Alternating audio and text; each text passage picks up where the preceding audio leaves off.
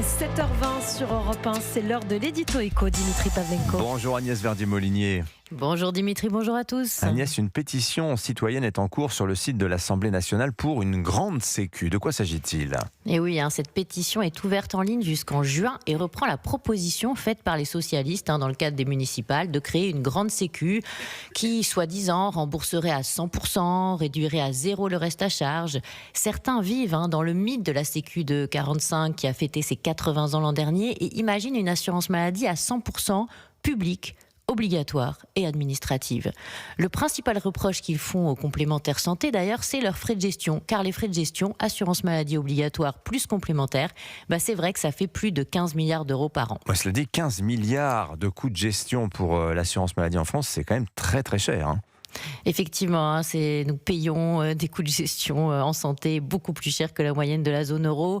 5 milliards de plus par an et c'est encore plus cher par rapport à un pays, par exemple, comme les Pays-Bas, avec 6 milliards d'écart par an. Le fait d'avoir 2 assureurs santé obligatoires pour rembourser les frais de santé des Français n'est clairement pas optimal. Ça crée évidemment de la lourdeur, de la complexité, des coûts de gestion en plus, des difficultés supplémentaires pour lutter contre la fraude, évidemment. Et cela ne permet pas de mieux orienter le patient dans le parcours de soins. Surtout que la Sécu est en déficit, principalement à cause de l'assurance maladie, avec 15 milliards d'euros de déficit sur 21 sur la totalité de la Sécu. Au lieu de vouloir supprimer les complémentaires santé, le projet devrait être de faire des économies, comme le font les Pays-Bas avec leur système de santé. Alors, les Pays-Bas, vous en parlez, ils n'ont pas du tout choisi cette grande sécu administrative publique.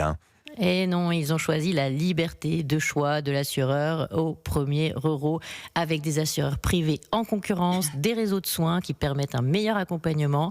Les Pays-Bas, d'ailleurs, n'ont pas de problème de pénurie comme en France, pas de problème pour avoir un rendez-vous chez le médecin traitant ou un spécialiste, ou les files d'attente aux urgences. Ils sont d'ailleurs 90% à être satisfaits de leur système de santé. Chez nous, c'est 70%.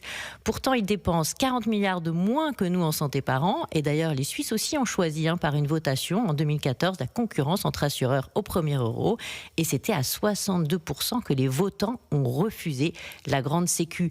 La grande sécu à la française, ce serait un piège. Nous irions irrémédiablement vers une baisse de la qualité des soins, une fuite des médecins vers le secteur privé. La solution gagnante est au contraire de donner aux Français plus de liberté dans le choix de l'assureur, comme l'ont fait les Pays-Bas. Oui, mais la concurrence a la mauvaise presse en ce moment en France, dans plein de secteurs, vous le savez très bien. C'est bien dommage. Merci beaucoup Agnès Verdier-Molinier, bonne journée à vous. Merci à vous, bonne journée.